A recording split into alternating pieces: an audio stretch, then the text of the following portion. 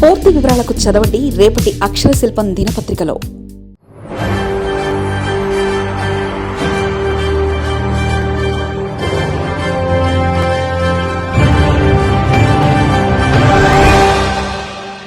మూసీ పునర్జీవానికి కేంద్రం green signal.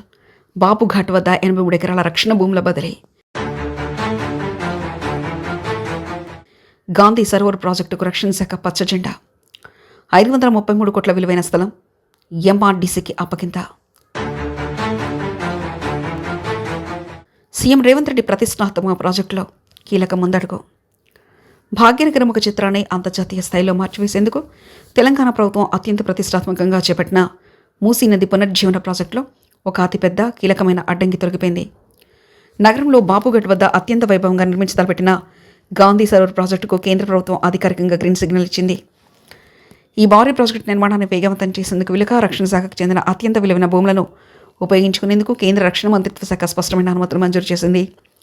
గత కొంతకాలంగా రక్షణ భూముల సేకరణ ప్రక్రియ పెండింగ్లో ఉండడంతో ప్రాజెక్టు ముందుకు సాగని పరిస్థితి నెలకొనగా ఇప్పుడు కేంద్రం నుంచి ల్యాండ్ క్లియరెన్స్ లభించడంతో తెలంగాణ ప్రభుత్వం మూసి ప్రక్షాళన సంకల్పానికి భారీ బూస్ట్ లభించినట్లయింది.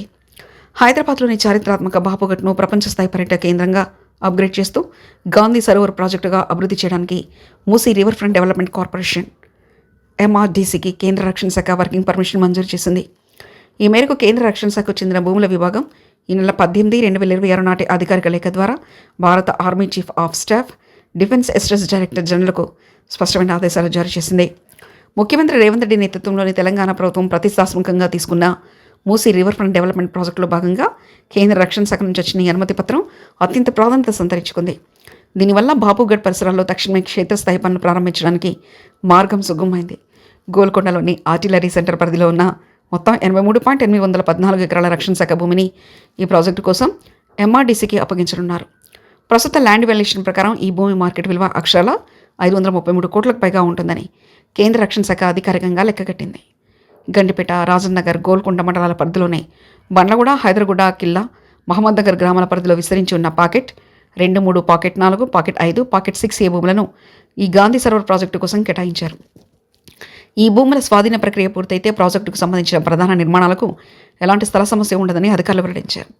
ఈ రక్షణ భూముల బదిలీ ప్రక్రియను కేంద్ర రక్షణ శాఖ ప్రత్యేక నిబంధనల ప్రతిపాదికన మంజూరు చేసింది.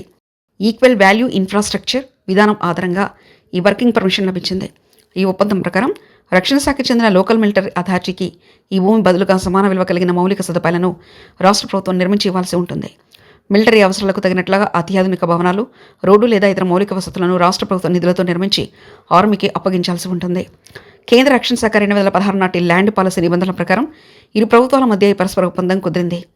మూసీ నది, ఈసీ నదిలో సంగమించే అత్యంత సుందరమైన భౌగోళిక లొకేషన్లో ఉన్న బాపుఘట్ వద్ద ఈ గాంధీ సరోవర్ ప్రాజెక్టు రూపుదిద్దుకోబడుతుంది. జాతిపిత మహాత్మా గాంధీ అస్థికలను కలిపిన పవిత్ర స్థలమైన బాపుఘట్ను ప్రపంచ స్థాయి పర్యాటక ఆధ్యాత్మిక కేంద్రంగా తీర్చిదిద్దాలన్నది రాష్ట్ర ప్రభుత్వ ప్రధాన సంకల్పం. ఇందులో భాగంగా అక్కడ భారీ జలాశయంతో పాటు గాంధీజీ జీవిత విశేషాలు, ఆయన సిద్ధాంతాలు ప్రతిబింబించేలా అత్యాధునిక విజ్ఞానిక కేంద్రాలు, డిజిటల్ మ్యూజియంలు, సుందరమైన ఉద్యానవనాలు, వాకింగ్ ట్రాక్లు ఏర్పాటు చేయనున్నారు. వీటితో పాటు పర్యాటకులను విశేషంగా ఆకట్టుకునేలా బోటింగ్ సౌకర్యాలను, నైట్ సఫారీ తరహా వాతావరణాన్ని నిర్మించేందుకు ప్రణాళికలు సిద్ధం చేస్తున్నారు. కేంద్ర ప్రభుత్వం నుండి లభించిన క్లియరెన్స్తో మూసీ రివర్ ఫ్రంట్ డెవలప్మెంట్ పనులు వేగంగా ఒకసారిగా పుంజుకొనుంది. గతంలో రక్షణ భూముల సేకరణ ప్రక్రియ పెద్ద అడ్డంకిగా మారి ప్రాజెక్టు డిజైన్ల మార్పునకు కారణం కాగా ఇప్పుడు కేంద్ర రక్షణ శాఖ సానుకూలంగా స్పందించి పచ్చజెండా ఊపడంతో అసలు డిజైన్ల అమలుకు మార్గం సుగమమైంది. కేవలం పర్యాటక రంగమే కాకుండా నగరంలోని పర్యావరణ సమతుల్యతను కాపాడడానికి ఈ ప్రాజెక్టు ఎంతగానో దోహదపడనుంది. మూసీ నదిని మురికి కూపంగా మార్చే డ్రైనేజీ ప్రవాహాలను పూర్తిగా అడ్డుకొని సివరేజ్ ట్రీట్మెంట్ ప్లాంట్ల ద్వారా స్వచ్ఛమైన జలాలతో ఈ సరోవరాన్ని నింపేలా ఇంజనీరింగ్ అధికారులు వ్యూహాత్మక ప్రణాళికలు రచిస్తున్నారు. రాబోయే రోజుల్లో ఈ ప్రాజెక్టు హైదరాబాద్ నగరానికి మణిహారంగా మారుతుందని ప్రభుత్వం భావిస్తుంది. మరిన్ని కథనాల కోసం సబ్స్క్రైబ్ చేసుకోండి మీ అక్షర శిల్పం. పూర్తి వివరాలకు చదవండి రేపటి అక్షర శిల్పం దినపత్రికలో.